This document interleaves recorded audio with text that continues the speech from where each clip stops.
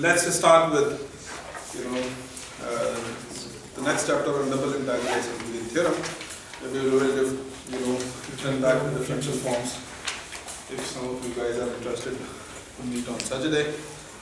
Otherwise, we'll continue on, carry on doing what we are doing here. So let's start with double integration. First of all, here, what essentially we will like to do is that, we will like to integrate such kind of scalar-valued function. Okay, so we know the graph of such kind of function. Okay, so the question is how to integrate such kind of, scalar-valued function. But obviously, the first meaning would be what is the meaning of integrating such a function. To define basically that what would be the meaning. Anyway, so for such kind of function, the first necessary thing is basically the domain actually, because all these functions that you want to deal with, that you want to play with, its domain should have certain kind of properties. And if those properties are there, then you can talk about their integrals. For example, in one dimension, when you are going to do the integration of functions, okay, so what is the fundamental assumption about the functions? What kind of functions you can integrate in one dimension? Continuous functions. Continuity is a sufficient condition for the integrability. Okay? The weakest condition that you need to integrate a function is boundedness. If it is bounded and defined in any grazing manner, in a space, in plane, you can integrate it directly. Okay? So the entire theory of integration in one dimension works under this fundamental assumption that your function should be bounded actually. Okay. And we'll carry on with this actually. These conditions can be made relaxed, but these conditions can be made relaxed, but the boundedness is a good assumption. Boundedness of what? Boundedness of output of the values, as well as, if you remember, we define, for example, one-dimensional function over the intervals, to which we can also say they are bounded intervals actually. The finite intervals. Okay, so it's like start from somewhere and end somewhere actually. Okay, so this entire theory will be, developed, theory of integration of, two-dimensional kind of a function or integration in the plane will be developed for the functions whose domain is bounded and for the functions which are bounded in values actually. Okay. So the first thing would be that what is the meaning of a function, or what is the meaning of a domain to be bounded actually. Obviously, what should be the domain of such a function, or where it should live?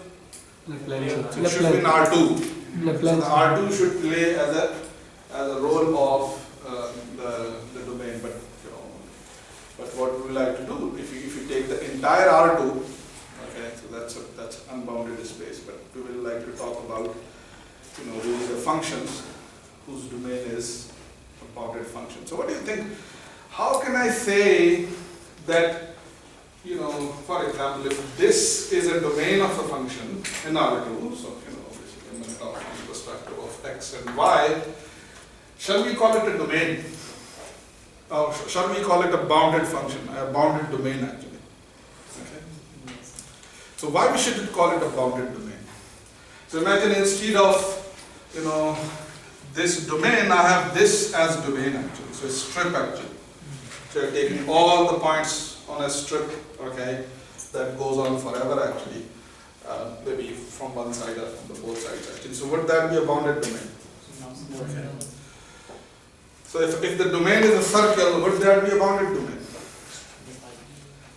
So the question is, if I give you an opportunity to define that what is the meaning of a subset being bounded in two dimensions, what definition you would like to give it?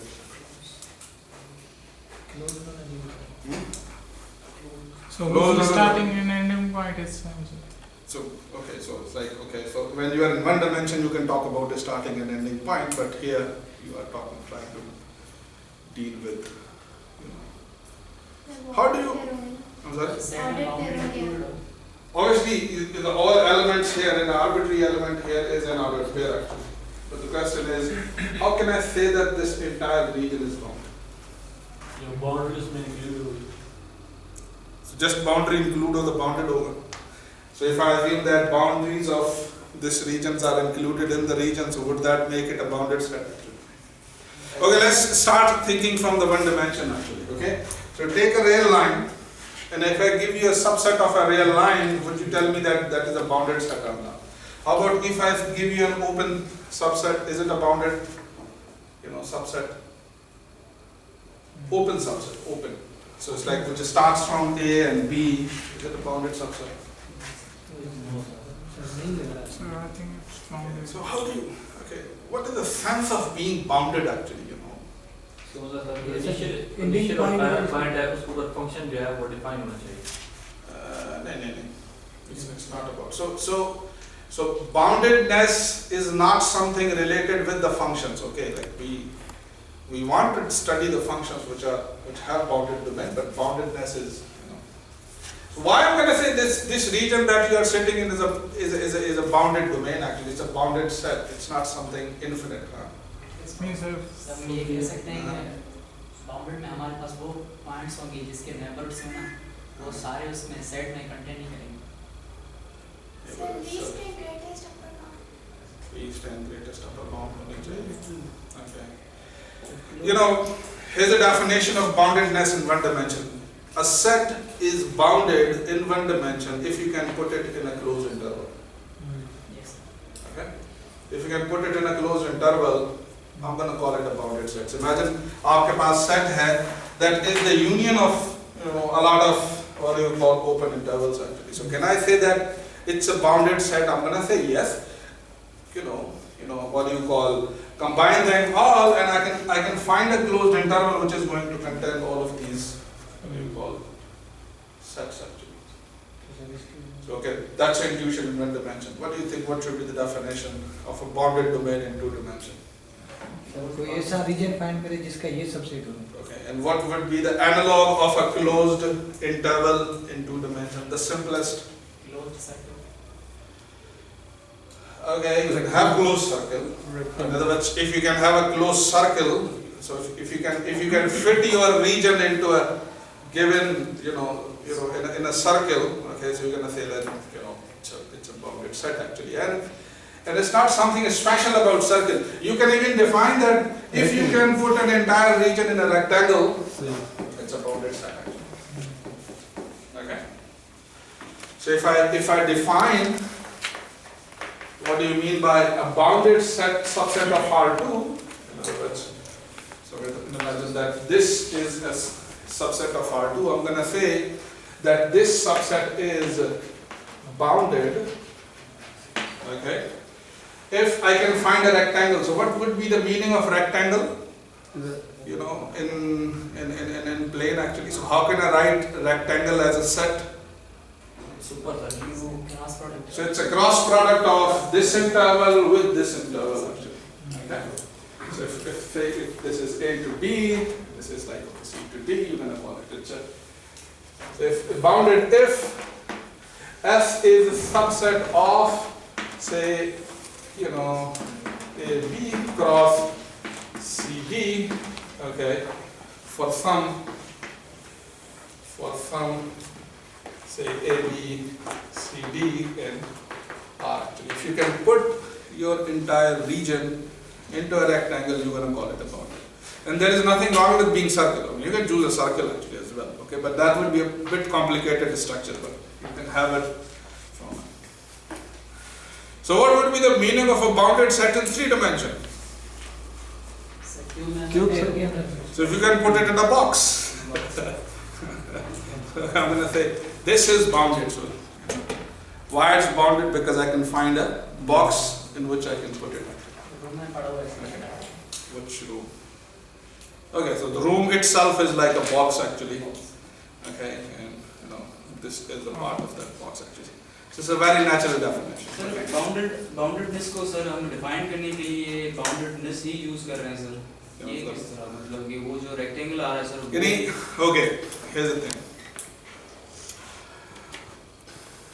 Okay, it's a good rhetorical kind of a point that boundedness को इस्तेमाल करते हुए हम boundedness ही इस्तेमाल कर रहे हैं. Basically what we are saying, okay, so what we are saying is that, okay, for example, here if I say that why this, this union is bounded, because I can have, a start and an end of it actually. So it should look like something finite actually. Okay, so it should look like something finite. Okay, finite in length. Okay, so here roughly we are saying that a region is going to be bounded in R2 if it has a finite area. वो definition use करें ना. So this is precisely so what would be the meaning of this actually? Okay, what would be the meaning of this? I mean the thing is, in other words, the size of S can be, is smaller than the size of the rectangle actually. But since you have to define in 2 dimensions, you have to say every point here should be sitting somewhere here actually. Okay, it should be sitting somewhere here. ठीक है जी. So that's my definition of bounded. So set is going to be bounded. So throughout this chapter, that book actually, wherever I'm talking about a region in 2 dimensions, I'm going to always assume that they are bounded. In other words, you can put them in some kind of a rectangle actually. So previously we said that a curve is rectifiable if it has a finite length actually. So if I would like to define a rectifiable region, what should be the definition of it actually? If it has a finite area. Finite actually. Okay. So I'm going to say that if I have a bounded subset S of R2, I'm going to call it this subset S is rectifiable. Okay, rectifiable if I compute the area of it and it turns out to be finite, and the area of this can be computed. How can I compute the area of this actually?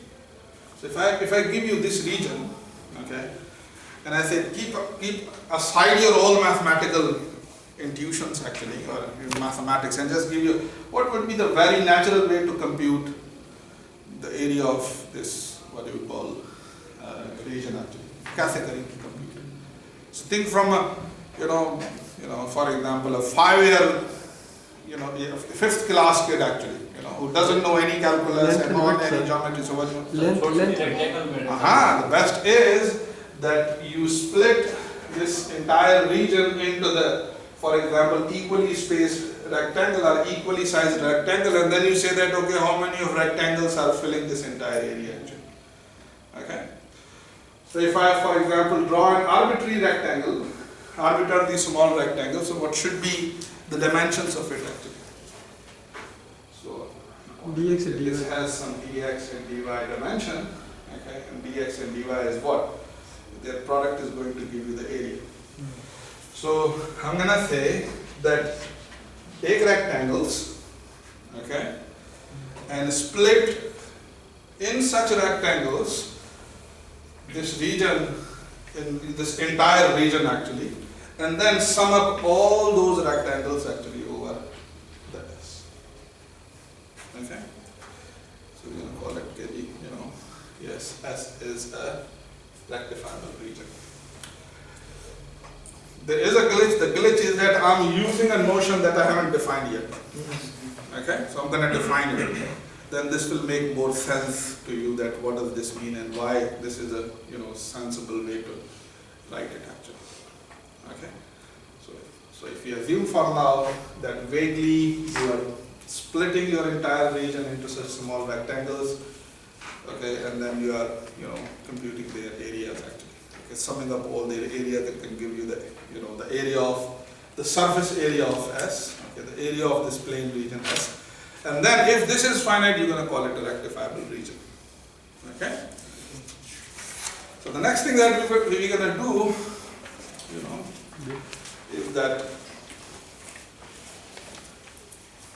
is to basically do our mathematics, analysis, everything in such kind of regions actually, which are bounded and rectifiable, for which the notion of area interactions. Okay. I would like to now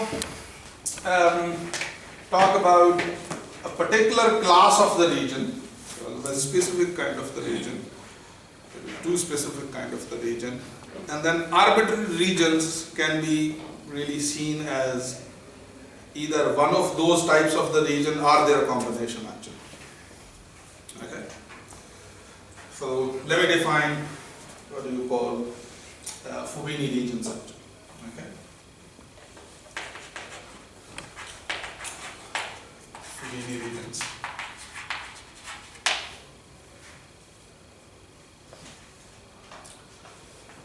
Okay, so Fubini is the name. Pretty. If you are doing analysis, you're going to hear this guy quite often because he has really foundational results in analysis. Linear में पढ़ा था Fubini's नाम. Frobenius is something else. This is Fubini, F-U-B-I. So that is Frobenius noun actually. Is something. So what do you mean by a type 1 Frobenius region actually? So it's a kind of a region bounded and rectifiable. Okay. Type 1 Frobenius region. Okay. So I'm going to say that S is a type 1 Fubini region if, okay, and obviously everything is defined from the perspective of xy axis, okay, the two of the boundaries are fixed while the two of the boundaries are basically the curves of the two. Okay. So if I see this line from, you know, for example, xy axis, so this would be what? This vertical line is going to be what? So it's going to be some line actually, x equal to a and x equal to b. So if I see this as a curve in R2, so this function, this guy is a function of x actually. Okay. So I'm going to call it, let's call it, give it a name, phi1 of x. And let's give this as the phi2 of x actually. Okay. So I'm going to say a region S, this region S, is a Fubini type 1 region if it is the collection of the ordered pairs such that x stays between A and B and y stays between phi1 of x and phi2 of x. So this is the description of an arbitrary point in space actually, in this region. That okay, the value of x is between A and B, and the value of y is between these two curves. Okay? So I'm going to call it a Fubini region of type 1. Are there assumptions on phi 1 and phi 2? Obviously. So what are the assumptions on phi 1 and phi 2? So the phi 1 and phi 2 are, so so you are from point of view of x, you are talking about the interval A to interval B. So these phi i's are maps from A to B into, you know, R, and they are continuous actually. So this is the key assumption that we have over the phi's actually. Okay? Now, what would be the example of it? For example, I mean, you can already see that this looks like a flag actually. You know, flag is a Fubini type 1 region. Okay, if you see it from this perspective. Okay. So can you guess the definition of a Fubini type 2 region? They are y, they are both. उसमें very fixed vertical component constant. So the Fubini type 2 region,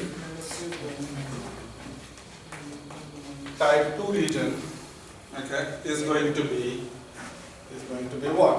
So Fubini type 2 region is going to be, you know, something like this actually.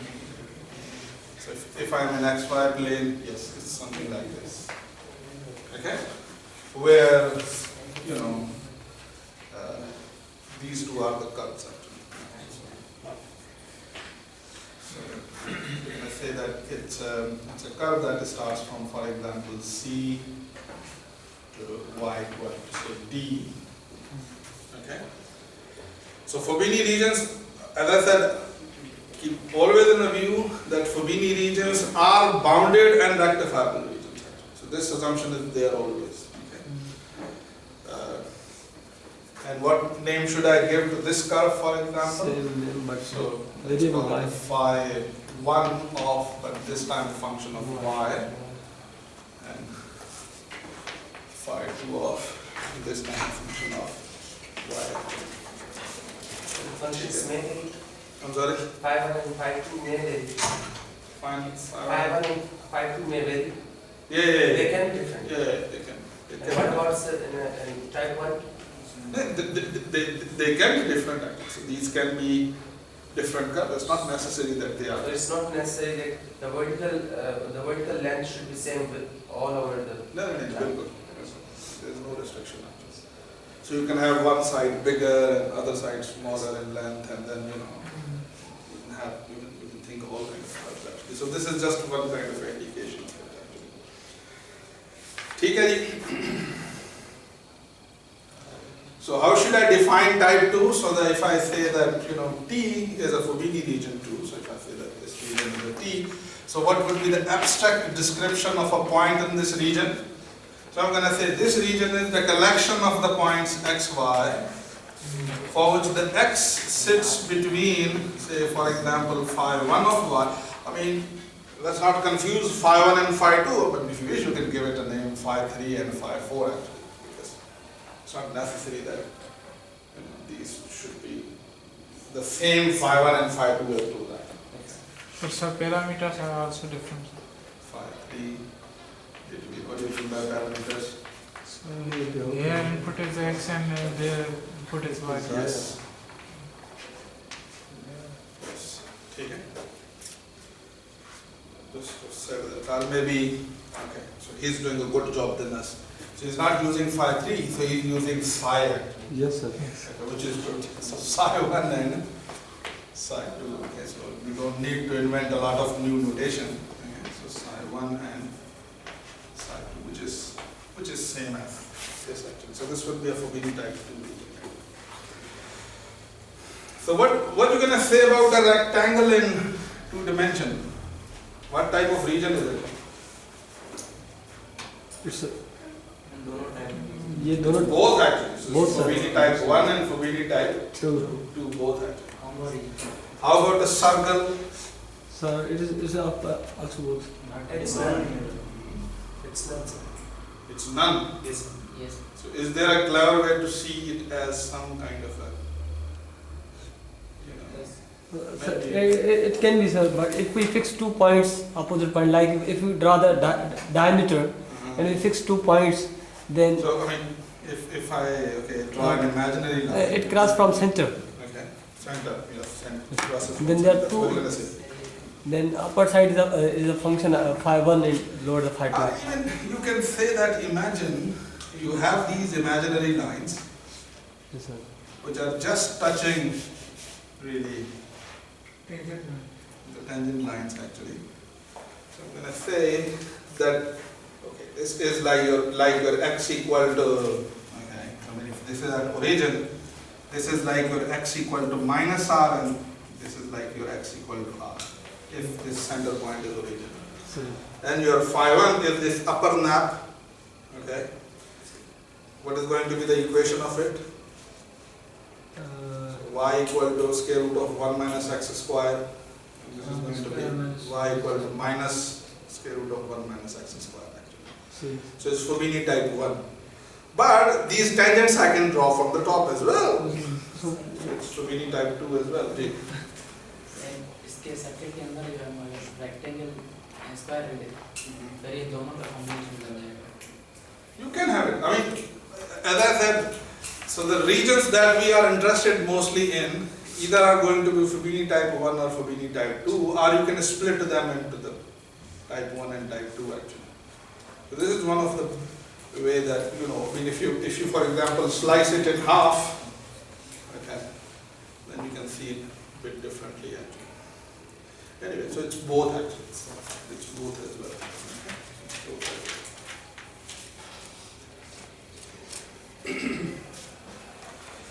Now I'd like to write a theorem, a beautiful theorem, which will, I'm not going to prove it, I'm just going to write it and talk about it, and then that will help me to allow me to help the,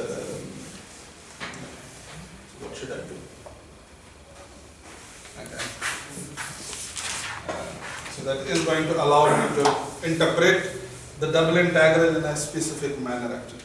sir sir इसमें boundary तो include है, अगर इसको half open या half close करें तो फिर वो कह सकते हैं इसको combination. I mean, if you just have the half slice of it, semicircle, yes, it's still just Fubini actually. So this line, and I can treat this line actually. जी sir, ये जो सर्किल है ये सारे circle कर लें, लेकिन इसका जो ऊपर वाला ऐसा है इसमें बाउंड्री हम इंक्लूड कर रहे हैं और नीचे वाले इसमें बाउंड्री इंक्लूड नहीं कर रहे. I mean, okay. Okay, so it would be still Fubini type actually. Okay, the Fubini type, the definition does not require that boundaries should be included or should not be included actually.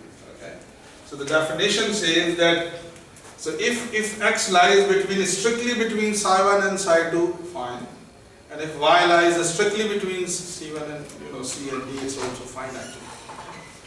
Equality is also fine and strictness is also fine. So you may have a boundary, you may not have a boundary. Sir वैसे हमने इन चीज़ों को sir अलग अलग से define किया, type 1 type 2. Sir हम ये कह सकते हैं What we will do actually, that for example when I want to prove a theorem, for example we're going to prove a Green theorem today, or maybe divergence theorem as well. We're going to take an arbitrary region. So the way to prove it is going to be that the arbitrary region will be split into Fubini type 1 and Fubini type 2. Okay, and then I'll grab a formula for Fubini type 1 region and a formula based on Fubini type 2, and then I'm going to sum them, and that is going to give me a formula for the entire region actually. Okay. See that? This is a useful way of doing it. So what is Fubini theorem? Here's a theorem. I'm not proving it. If you're interested, you can post a proof of it, but at the moment I think it's too much to do. Maybe you can set up a tutorial in which you can do the proof if you are interested in. But at the moment, the interesting thing is this statement. So suppose I have some region in R2, okay, that is a Fubini region. It's a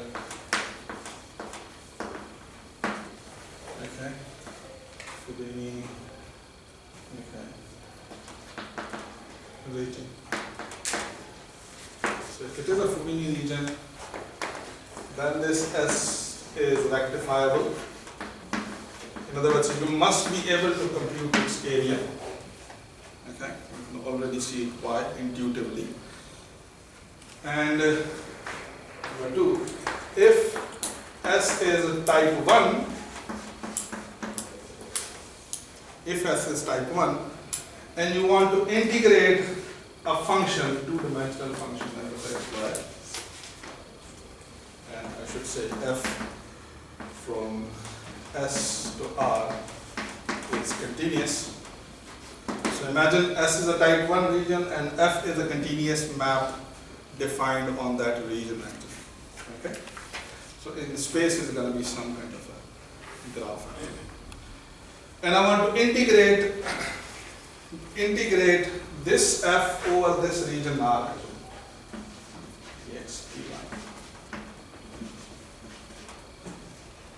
okay. Let's try. How can I compute this integral?